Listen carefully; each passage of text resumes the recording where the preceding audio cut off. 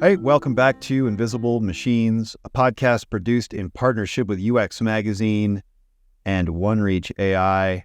Really excited to bring just an excellent conversation to you this week with Yoav Shoham. Yoav is the co-founder of AI21. They're a major player in the LLM space, competing with the likes of OpenAI and Anthropic. And AI21 actually just secured $155 million in Series C funding. So we get into that a bit, but Yoav is a leading expert in artificial intelligence and logic and game theory.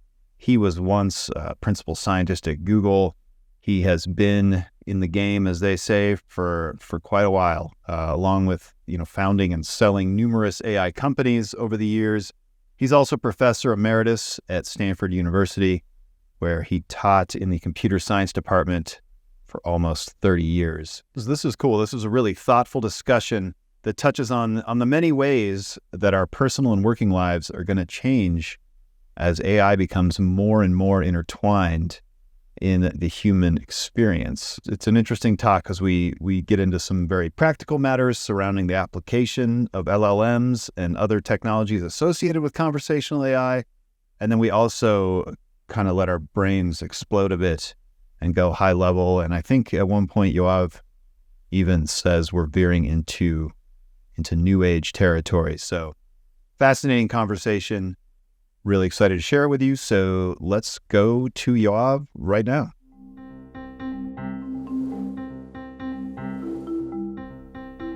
All right, Yoav, thank you so much for joining us on the podcast. It is great to see you. Yeah. Wonderful to be here. And Rob, it's a pleasure to see you as always. Yep. I only saw you 15 minutes ago. I know, but the pleasure is brand new. I don't know how agree, that works. I agree. But week after week. Uh-huh. So Yoav, as someone who's been writing for 25 years, when ChatGPT kind of blew the world's collective mind, questions started to bubble up about how it was going to impact the nature of writing. And I was listening to you speak on another podcast. It might have been about a year ago, but I liked how you were talking about it, not just as a tool to improve people's writing. You made this great point that, these tools are actually really good at improving your thinking to help you better explore your thoughts and help you better express those thoughts. And you were talking too about how, our thoughts are so high dimensional and nuanced. In a way, like the way we've been communicating with letters and symbols for hundreds of years does seem inadequate. And I was wondering what sort of leaps you're seeing towards, that better form of communication that might be kind of lurking around the corner, I guess. Well, so you stole my best lines. I can't repeat them now.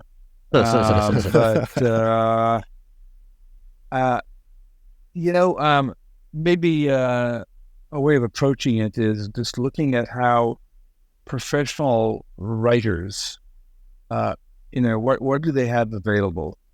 It used to be the case that only they would have, copy editing help. And now everybody has a spell checker and a grammar corrector. That's commodity. And what these systems are beginning to do is sort of help you explore your space of thought, because as you quoted me saying, our thoughts are very nuanced and high dimensional, and out comes this 4 sequences of letters, and the chance that it'll capture precisely our thoughts is zero. Okay. And yet, if somebody told us, here's something else you might have wanted to say, we'll often recognize it, even if we couldn't generate it in the first place. And, I'm not here to plug our company, but just to make it concrete, in this application, you can, you'll say something and the system isn't there to, catch your mistake. It'll do that too, but it's more, you'll say, it was nice meeting you last night. And it'll suggest other things that are in the semantic neighborhood of what you might have wanted to say. So it could say things like, it was love at first sight. Right. Now, it's not always what you want to say, but sometimes, this is actually what's closer. I think you'll get that kind of the system from the systems. I think in that sense, yes, I think you're going to have people won't be replaced as communicators. I don't believe that, but I think there will be enhanced in their communication, kind of the way I was describing.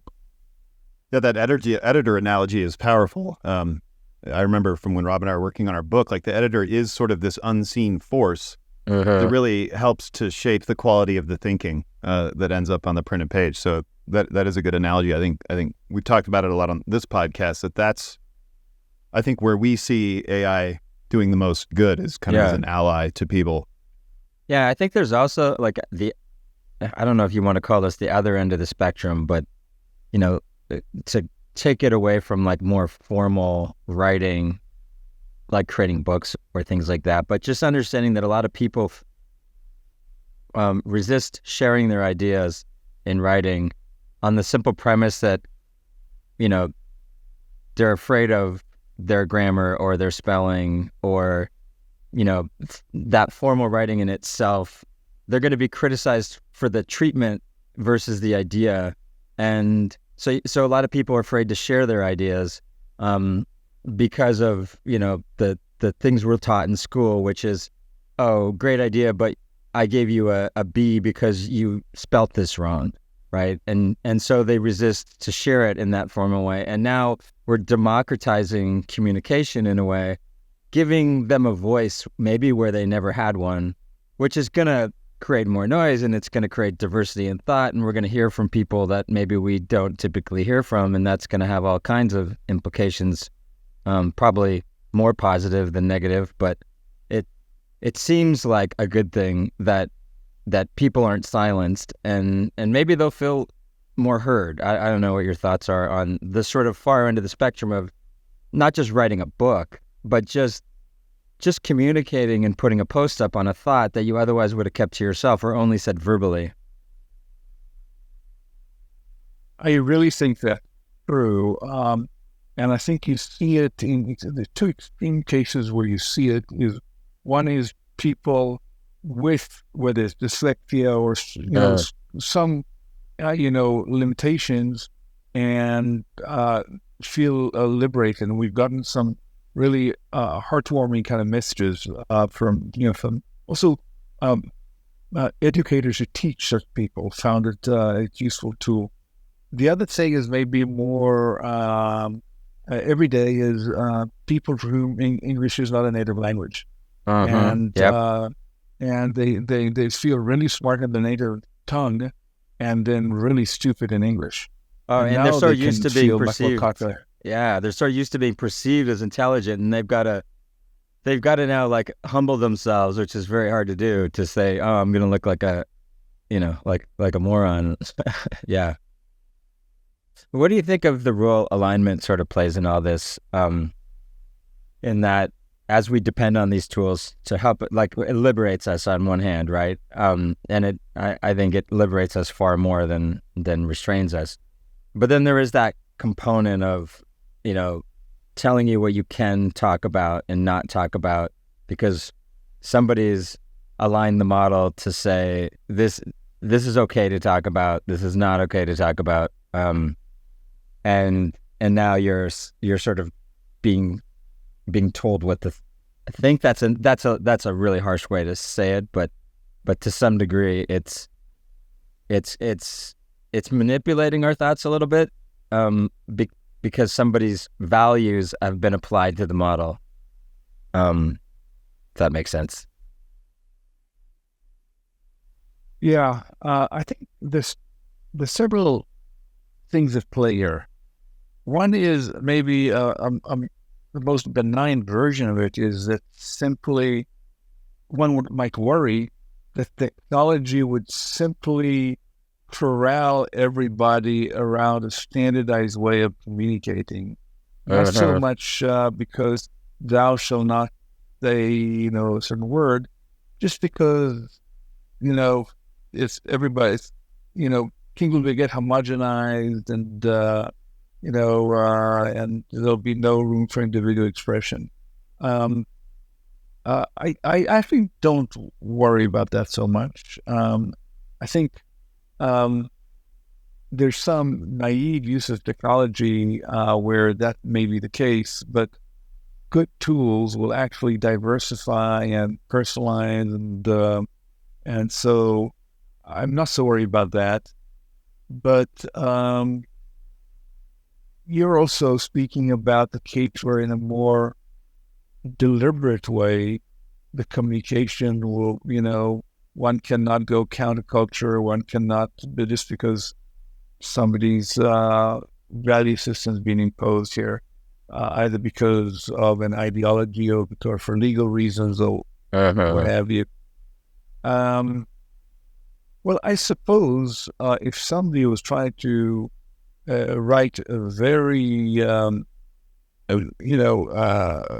blatantly avant-garde, risque novel, probably the system would not allow them to do this because, for legal reasons, things would be, disallowed. If somebody was trying to, in a very ironic way, write a racist kind of text with a clear intention, even of, ironic and making a point of how inappropriate that too may. So, yeah, I think that there is a danger of people are relying on tools that limit them in certain ways. People will have to control for that. I think that's true.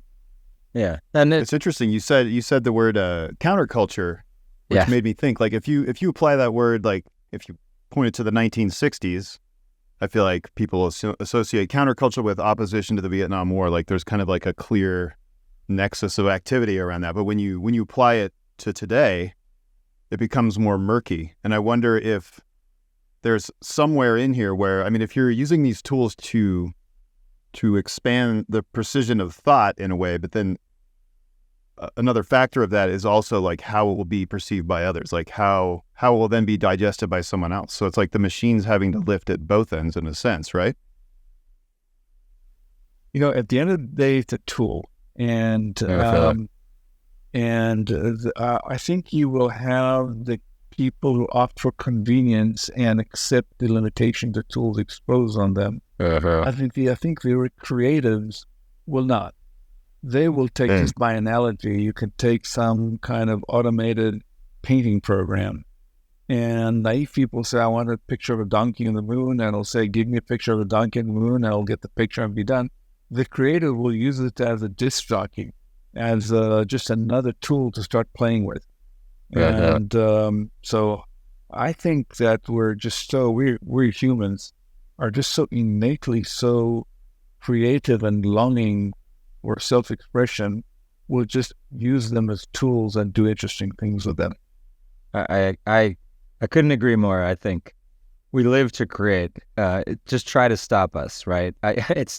We don't think of creativity as an effort or a work, and we don't think of people doing our creativity for us as a convenience. In most cases, it's what we want to spend our time doing, right? Ultimately, is creating and not doing the mundane things and the repetitive things. Like this conversation is a form of creativity. It's not a chore per se. I mean, it can be, of course, but to me, it's not. There's this other dimension I've been really recently fascinated with, and that is that communication in general and technology in general has like increasingly moved us towards kind of, in a lot of ways, asynchronous communication, where an idea spreads asynchronously and slowly, versus like the COVID version where it spreads like super, super fast. And that technology is helping us move from more asynchronous thought to more synchronous thought, like more real-time thinking, so that somebody can think of something or have an idea and then share that so fast. And we were recently on the podcast with Gardner, and they were talking about, machines becoming a major member of the consumer market in the future. They're going to, represent a large portion of the buyers out there. And And what we're thinking there is like, yeah, and they're going to depend on things like reputation, online reputation to make their decisions. And we used ink as an example. What ink should I reorder? Oh, I'm going to order, this is the best and cheapest as it's been rated. Today, that company gets 1 million orders. Tomorrow, a new ink comes out. That company goes to 3 orders. This company is now 1 million orders. And in prior times, it would take a while for that change to happen. And now where communication's like real time, right? And if that's happening with humans too, the implications of ideas getting shared even more and more quickly is an interesting concept to go like, is there a tipping point, or is there a point of almost real time communication where we're all just thinking the same thoughts and in real time together? And what does that, what are the implications of that? Is there a tipping point, I guess, where life really changes because ideas come and go so fast? There's a lot packed into to what you said there. If I were to tease, I'd like to tease apart at least 2 different aspects of it. One is, I never thought of it quite this way, but by analogy to high frequency trading, you have high frequency communication between people, and that's one aspect. And the other aspect is endowing computers with agency, or at least having computers represent our agency, and by virtue of that, enabling a much high frequency interaction between us, just because our computerized agents are just geared towards just much higher bandwidth communication. I think they're both interesting. In terms of the high frequency between actual people, I think that's a thing already now.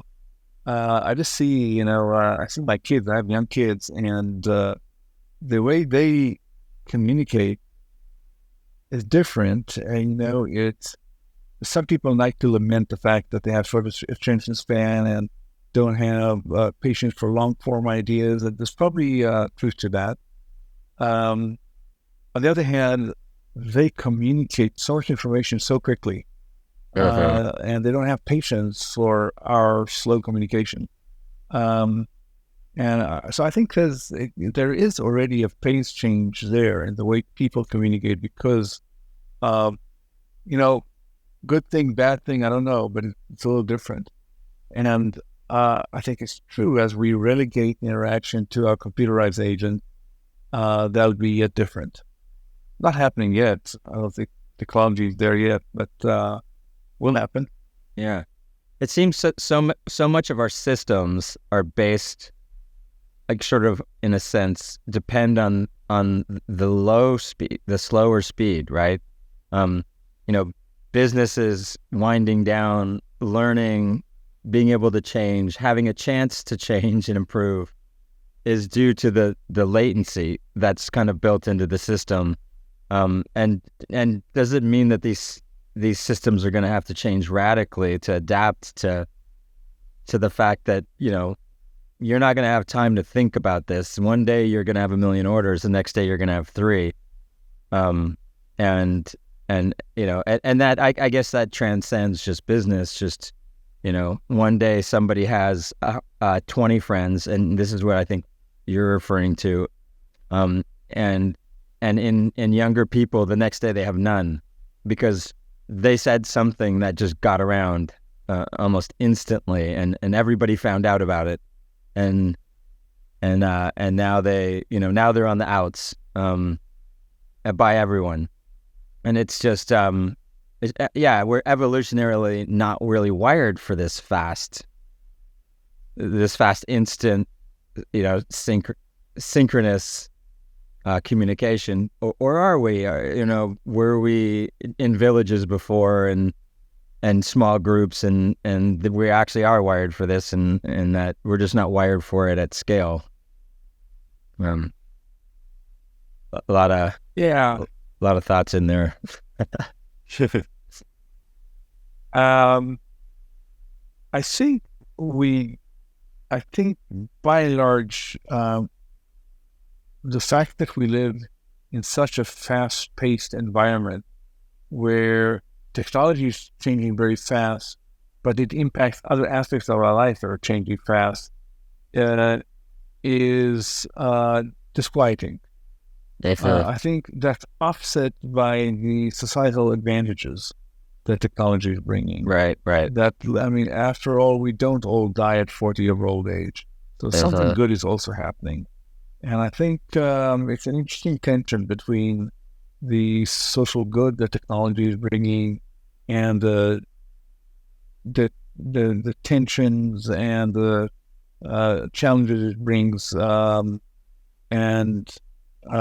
people have written about, even before AI and all that, social networks and the good and the bad of it, the handheld devices and the short attention span. I think the biggest change will be when the boundary between us and technology will be blurred. That's going to happen, and probably sooner than, even if Elon isn't completely right about how quickly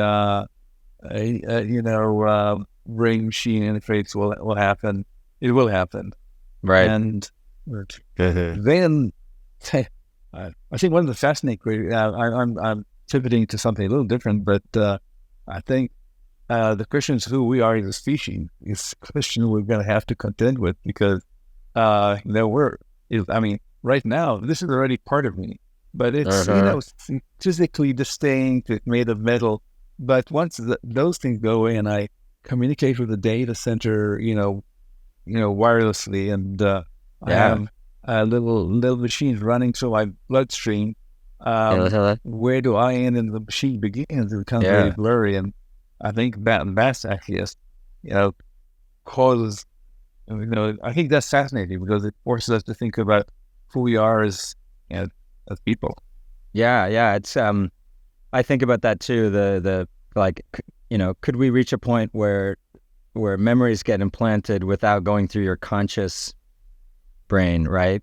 Where memories just end up there, and now we're talking like ultra low latency, communication, because we're sort of skipping the single threaded conscious, and starting to put thoughts into subconscious automatically, which is just, it's crazy to imagine.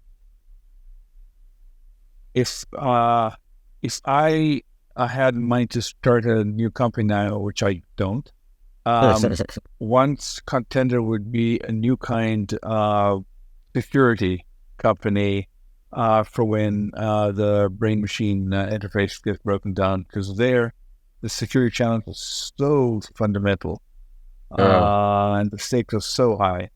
And I think it's fascinating, and it's not a question of whether; it's just a question of when. And I don't think it's a question of that long. And I think it feels like there are hurdles in place. But we had a conversation recently with Cassie Kozyrkov, who is the former chief decision scientist at Google, and she made this point about, I think she was calling them secret cyborgs, like this idea that we like using these tools, but we don't want our bosses to know about it, right? So I mean, that's sort of a simplification, I guess, in a sense. But like, if we're talking about the barriers between people and machines starting to dissolve, it also seems like there would need to be some sort of systemic change that would allow that to happen cleanly, or it'll be disruptive no matter what. But what kind of things are standing in the way? It seems like that could be one of them, right? The fear of, I guess it's rooted in the fear of losing your job to a machine in some ways, but fear of losing your job to machine, could be even before we dissolve the boundaries. This is a story of automation. We no longer have a need for human, copy editors. And so there's, more and more jobs that I think more jobs actually will change in nature than will disappear.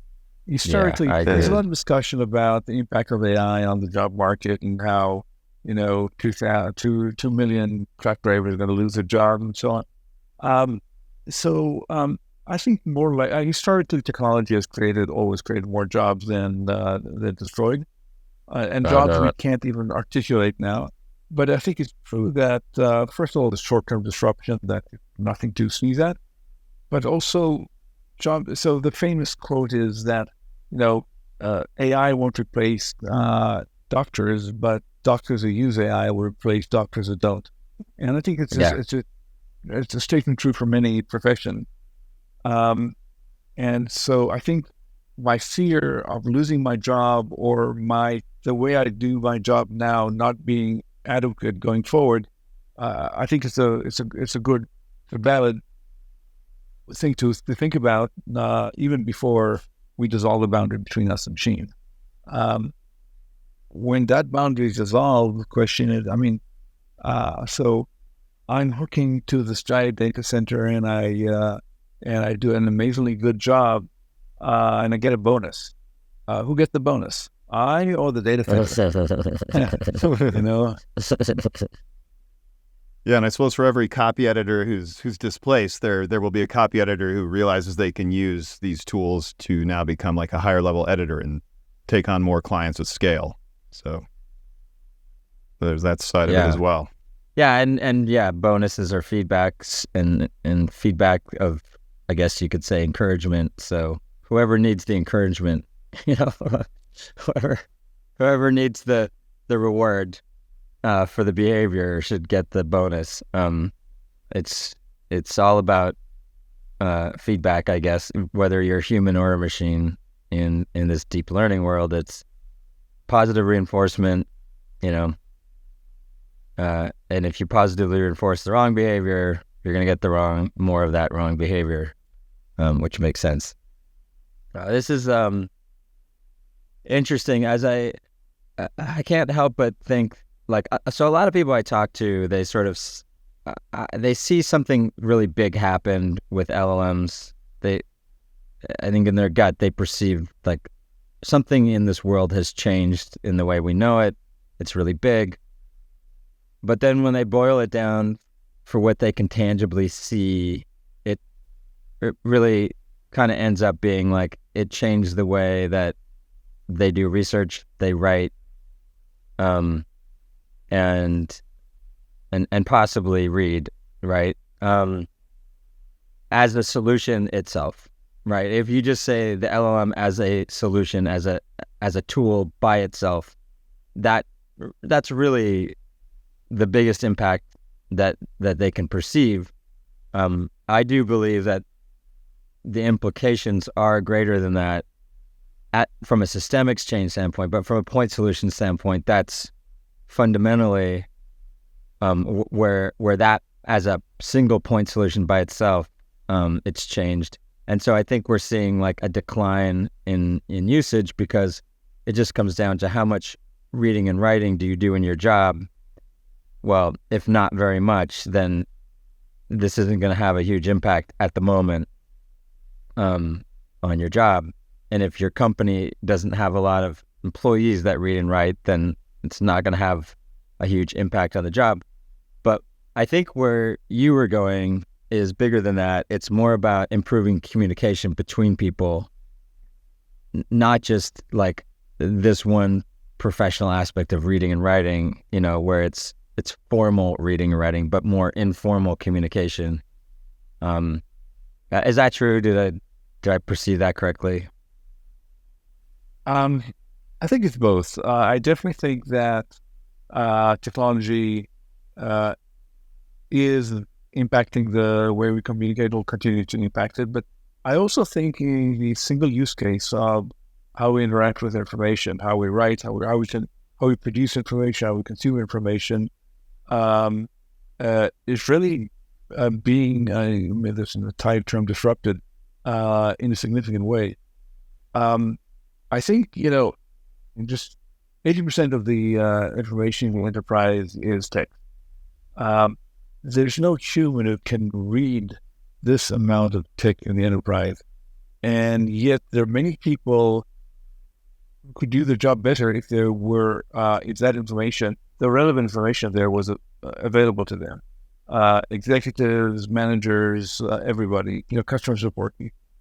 And so I think actually the majority of people in the enterprise stand to benefit from this technology. I think the biggest barrier right now is the unreliability and immaturity of the technology, because it is wonderful, and I wouldn't be in this business if I didn't think it was great stuff. But we have to realize that these big language models, and as you know, these are basically the statistical machines that do autocomplete on steroids, Right. but that's what they do. I saw a funny cartoon recently of these slaves walking in a kind of a mine with huge boulders on their backs, and their masters with whips standing over them, but all the masters are robots, and one slave saying to another, and to think this all started when we taught them autocomplete. But fundamentally, that's what they do. Now, on the one hand, it's amazing how this autocomplete on steroids, what it accomplishes, and it's not just like these systems of big databases that memorize things and spit them out at you, because they are in these databases, but they take this very high-dimensional information that they were trained on. Basically everything, Borges' Universal Library, everything that ever been written, and they project it down to, even though our biggest model is 175 billion parameters, that's a large number. It's still tiny compared to the amount of information that the model was fed. So they are forced to abstract and create internal representation, and that leads to very, often miraculous behaviors. Having said all of that, it's a black box that occasionally does amazing things and sometimes does totally stupid stuff. And the biggest hurdle is that you don't have a complete faith in what the machine will do and how it'll do it, and you totally enjoy the miracles when they occur. And it's okay for homework. But for work, if you're about to write to your boss or to your private client, you had some flaws there. And I think the biggest, so I think, in fact, the potential gain in the enterprise, along just reading and writing or consuming and producing information is huge. But that's an area where we need to see qualitative advances to unlock that potential. Yeah, you just said something that unlocked an idea for me, which was 80% of enterprises' data is in text form. And it makes me kind of go to the, another lens, which is what percentage of data in a company is conversational based, like unstructured data, right? And saying, like, what does it look like if a company has access to that data, and from a decision-making standpoint, right? What does that look like, when they maybe are collecting, 1% of the data that exists and is available? What happens when that tips over and they're collecting most of the data and able to synthesize that, which I think you're saying the LLMs, this is what they can do well, if you can trust them, right? So it's wow, amazing. It can synthesize data I could, as a human couldn't synthesize, and it can do it in real time, so long as I can trust that it's synthesizing it accurately. It's a fascinating idea to go, what does a company look like that has access to all that conversational information and can synthesize it into usable chunks for humans to make better decisions. And I guess that comes down to, like, what does synthesizing conversations look like? like extracting the relevant data, and then what does it look like to feed that to, folks, decision makers? Is it something that's like happening in real time in their ear as they're walking around? Is it something that I don't know. My thought is like it's not a dashboard or a report anymore in our BI system. It's got to be more real time, right? I think it's both, and it's exactly that. Most of the enterprise data is unstructured data. There is a lot of structured data, numbers and tables, so on, but most of it is just text. Whether it's salespeople uploading stuff into CRM or transcriptions of sales calls, you name it. HR kind of typed. Comments and so on. So not to mention, patient records, that are, just text and so on. So, and most of that is hard to act upon exactly because nobody can read it. So the question is, what does it mean to either synthesize or glean insight from it? And I think they'll be real time. There are systems that today even, they're just scratching the surface, but they're already, multi-billion-dollar companies who will transcribe sales calls and in real time give you, hints about, what topics to bring up and what words to use and not use. And certainly there's also postmortem. Okay, here's what happened in the sales call and, some, analysis of what went well and what didn't go what as well. And sometimes aggregate among all the salespeople and, extract from that fact, see, here's how these salespeople handle this call and here's what, deals converted to an actual transaction which didn't, and out of that extract some insight. And so I think it's both real time and, offline. It's just such rich information. You can do a lot of things with it. Yeah, I mean, that's kind of where I go with it is like, if you think of data as in the oil and you go, well, there's all this data that is uncovered, like where it's a fraction of the data that companies are accessing because most of it's unstructured in the form of conversations that are happening, over the phone, like you said, customers, between employees, in Zoom calls, on meetings or whatever you're using. And you go, okay, great. So yeah, there's a lot of work in making use of it. Now we've been just discarding it, right? We've just been throwing it away. It's almost like the cream of wheat story, right? We've just been throwing it away. And I've talked to many companies who won't even foot the bill for transcribing because that's too expensive, right? And my thought is always like, that's gold. Like you're just throwing away like valuable data. Just because you're looking at the transcription bill and you're probably valuing it on your inability at the moment to extract valuable insights. But if you can trust that you'll be able to do that, and that you need to collect the oil, you'll be able to refine it. Don't worry about that. You kind of get into this idea that it kind of circles back to the beginning of this conversation that maybe this real-time information synchronizing people and thoughts more quickly and machines and people and thoughts more quickly benefit a company more than it benefits us socially, right? That a company, since it's so productivity oriented, that as they drive to more real-time thought and better coordination of ideas, that they actually benefit most, and that a lot of that gold is in that unstructured data. Right. I think who will accrue the most value from technology in general and AI in particular being unleashed on the data available is an interesting question.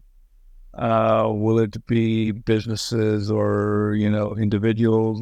If businesses, will it be, small businesses or the large corporations will, corner most of the value here. I think that's a good question. I think one of the things worth mentioning about it, worth thinking about as we think about this AI future is exactly how to make sure the value is, distributed in a socially beneficial way. Earlier, we were talking about the idea of the line between a person and technology starting to blur, and I wonder, in what we've been talking about now, if a business might actually be a kind of a crude model of that, in a sense. Like, you have all this information locked away in unstructured data, the way that we have many secrets perhaps locked away in our brains. So we're going to start digging through that, establishing relationships, and then send technology coursing kind of through the veins of an organization to departments that haven't had blood in years, right? And start perhaps healing things and unifying things. I wonder if that might provide instructive and cautionary lessons in terms of how we start to integrate technology on a more personal level.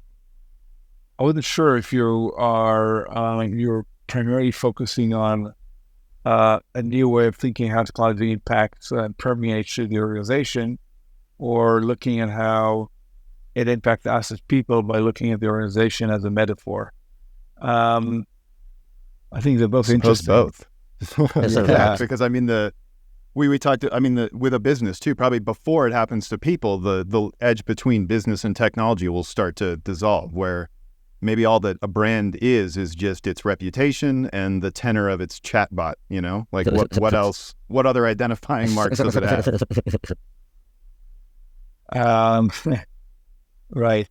Well, the issue of identity is interesting. I mean, we have this illusion that we have a real identity, we people, whereas a corporation, it's a made-up identity that some, brand department or brand agency made up, but it just an artificial thing, and it's really a whole bunch of different people and in different positions.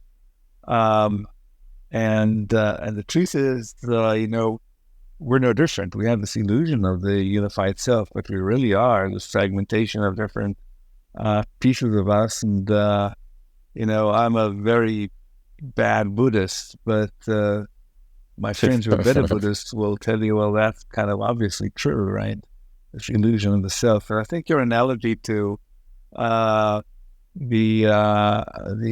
distributed organization, and that we are really a distributed organization ourselves, but are in denial, is probably true. And thinking about how information flow in the organization is going to change that nature, it can also we can apply it to ourselves in a certain way.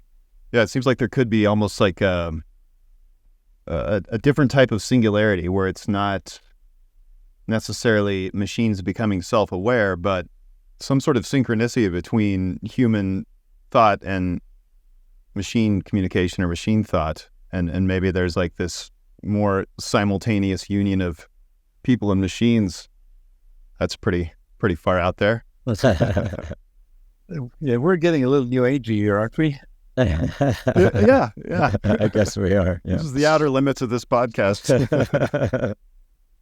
Yes. I'm gonna be ostracized if any of my colleagues hear this. Oh no. Well, we could throw them a bone. I mean, AI21 Labs, you guys recently secured a pretty significant round of funding. Where do you see that funding carrying you? Like, what are the places you're interested in? The less interesting answer to that is, we spending a whole bunch of money on training models, and we'll do more of that. And we're growing as a company. We're 30 people now, and we'll be 100 more within less than a year or so. I think the maybe more interesting answer is what we aspire to, and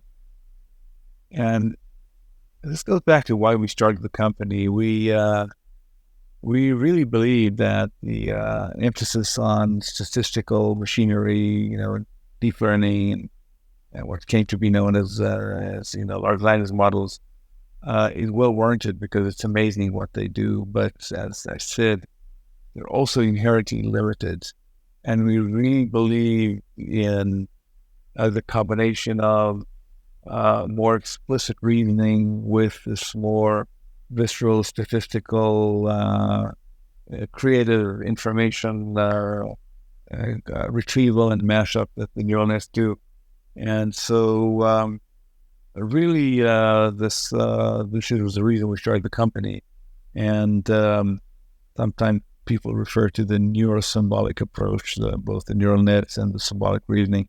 And so I hope that we can, both ourselves and with our partners, kind of take this to the next level and really have machines that deserve to be called intelligent, because I don't think they are right now.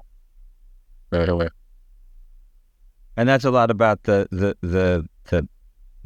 hallucinations, the mistakes, the boundaries when it goes outside, and its awareness of its boundaries. All right, so I think you're right. There are manifestations for the inherent limitation. Hallucination, I'm not crazy about the term, but I'll pick my battles. I like to call it confabulation, maybe a better term, but just making up stuff that, my favorite example is I asked, it happened to be ChatGPT, but it's not a knock on them. It's true for our systems also. I asked him, who wrote this particular book, and it gave me an incredibly clear and lucid answer about who the author was and the publisher and the background of the author and the content of the book, and none of it was true, and I know it because I wrote that book. And and so that's an example of, and then reasoning, there's basic math mistakes the systems make, which shows that even though they show flashes of brilliance, it's interspersed with total garbage. And I recently gave a talk, and I'm about to finish writing a little paper on it, which I titled Understanding. These machines don't really understand. Now, I think people, I'm not the first to be saying this. Several, very smart people have said this. I just didn't, I haven't seen a good argument for why, even though the conclusion I tend to agree with, the arguments I found to be weak. And I think fundamentally, when we understand something, first of all, it means that we're never ridiculous. You say we understand mathematics. Doesn't mean we can answer every question in mathematics, or even arithmetic. But there's several things we'll never say. If you claim that 1 + 1 = 3, I don't care how well you answer other arithmetic questions, you do not understand. Something fundamentally is wrong. Or even if you say, so one thing these systems aren't good at is saying, I don't know. And I think the important part of understanding is saying, knowing what you don't know. But certain things you can't not know. You can't not know how much 1 + 1 is. And so these basic ideas of, that display understanding, something that I don't think people have grappled with before. And it's also related to the notion of an explanation. When you're in school, we're used to, question ending with explain your answer. And why is that? Well, when you think about it, it's fundamentally because we want to make sure you didn't just memorize it, and you could have answered a great number of other questions we would have asked you correctly. So this is like an exemplar. You answer this, but now when you tell me how you answered it, I have the confidence they could have answered lots of other questions, robustly. And systems can't do this right now. And so I think this is what we're after, getting this robustness that's based on deep principles that display real understanding. Yeah, and it seems like there's two perspectives. There's, because you pointed out, like, there's the idea that it's said with a high degree of certainty who wrote the book, which it could have provided the wrong answer, but with a high degree of uncertainty. So in the way it worded it, it could say, I really don't know, but my best guess is blah, blah, blah, blah, blah. And what we have now is the wrong information, but spoken with a correct level of certainty that humans would. And that kind of brings us to an old conversation we had, which I still carry around with me, which is what he said about self-driving cars. He said, humans, when evaluating these machines, tend to be more comfortable if they make mistakes in the same way humans do. But when these machines make mistakes in ways that humans don't, that's what makes us most uncomfortable, because they become less predictable. And so as long as it doesn't know and then makes that mistake in a way that's more human-like, we might tolerate it better. But the fact that it makes mistakes in ways that are unfamiliar to us, it kind of throws us off. So it's sort of like the fourth wall. You're in the zone. You think you know how to communicate with this. You think you've got something going, and then it surprises you by making a mistake in a way you hadn't expected, and then that just throws off the relationship and your trust significantly. So is it a case of being more uncertain, or at least communicating certainty in grays instead of black and whites, and then also trying to align these machines so they make mistakes more like we do, and then also not making mistakes, right? Because is that an option, that they just don't make mistakes? Well, first of all, I agree with everything you said. We make mistakes. It's okay for people to make mistakes, but there's certain kind of mistake that is not okay for them to make. And I also agree with you, when they make mistake, just as when they're right, we better have a sense for why they were.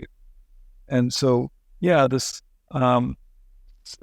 no humility in the system right now, and we really want to have large, but humble system that, and there's I forget his name, Werman guy who's involved TEDx, has a book actually also called Richard Saul Werman. Yeah, yes, we actually had him on. So the reason this thing I'm writing is called Understanding.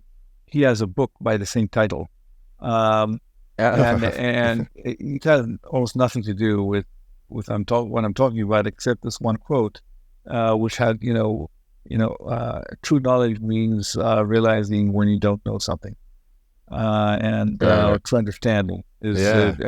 I think that's really true and profound.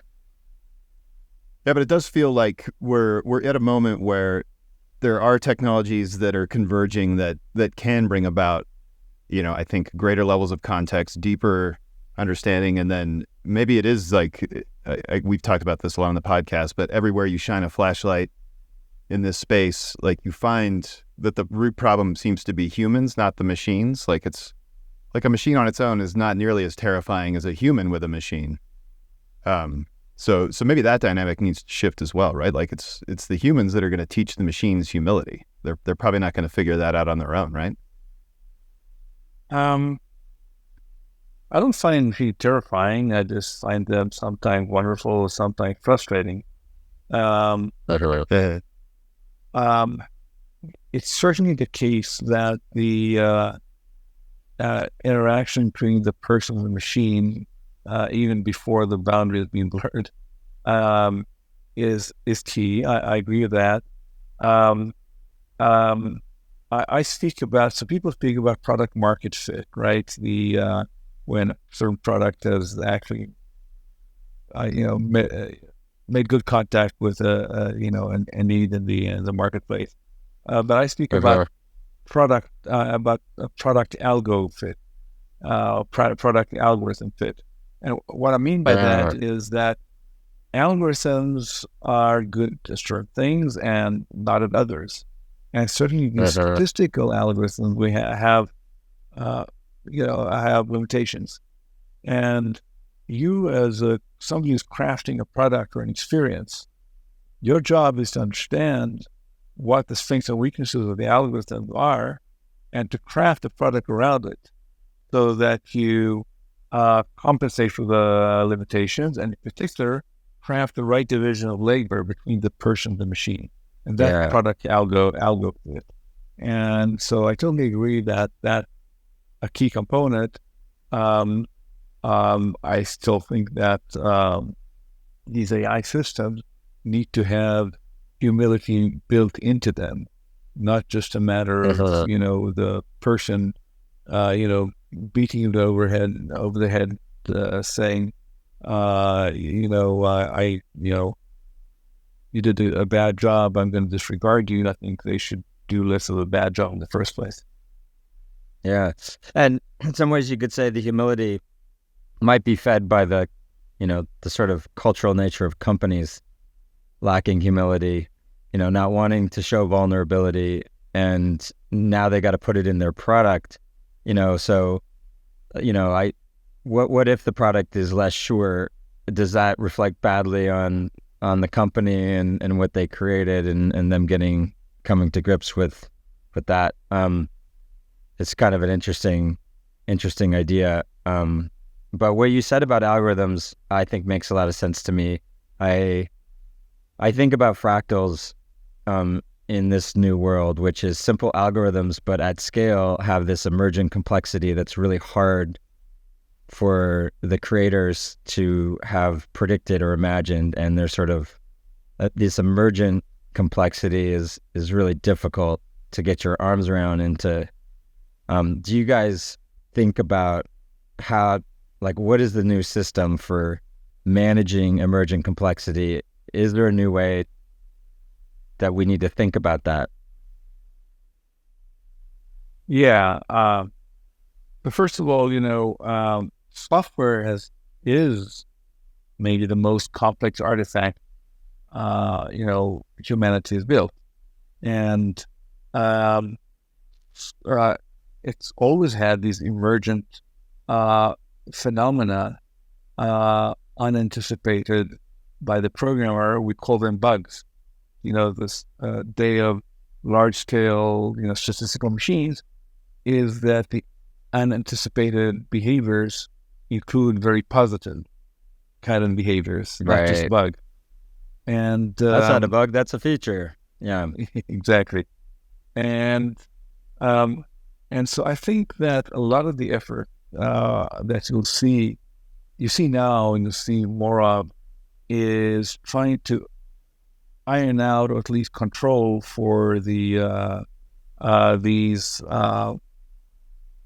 unpredictable, uncontrollable, black box kind of aspects of these machines.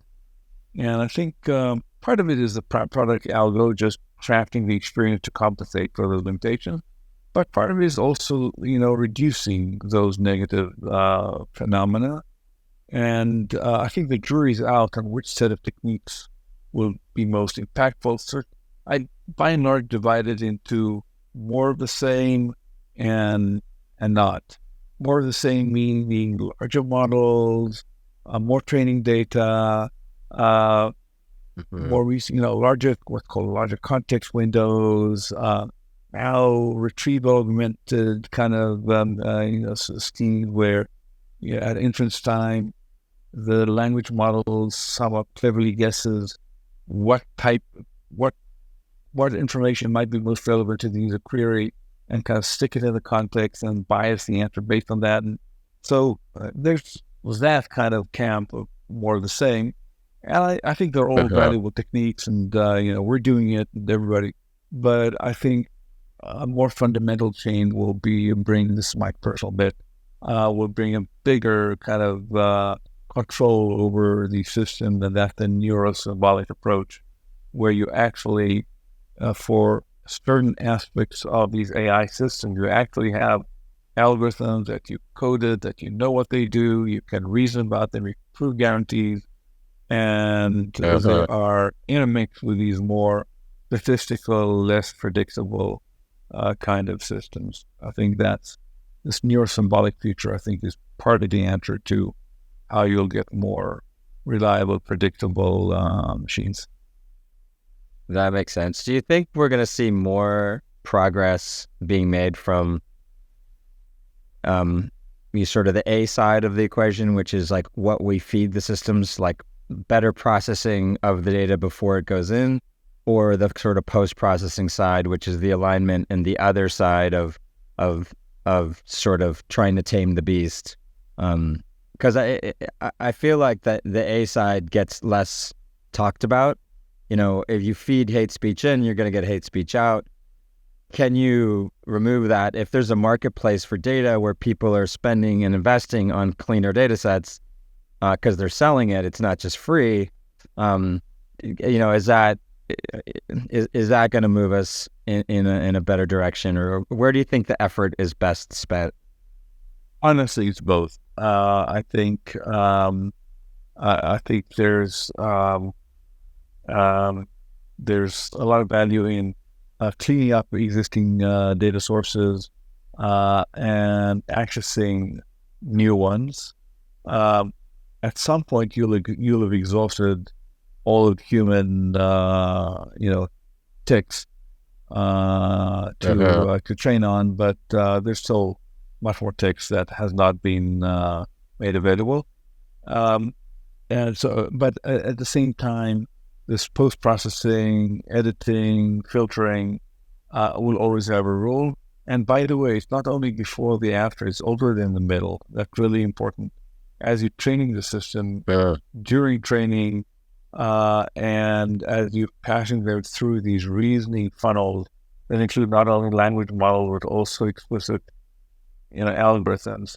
There's a lot of the action will be there. So I don't think it's only one place. Got it. I guess we can summarize and just say that the opportunity is huge.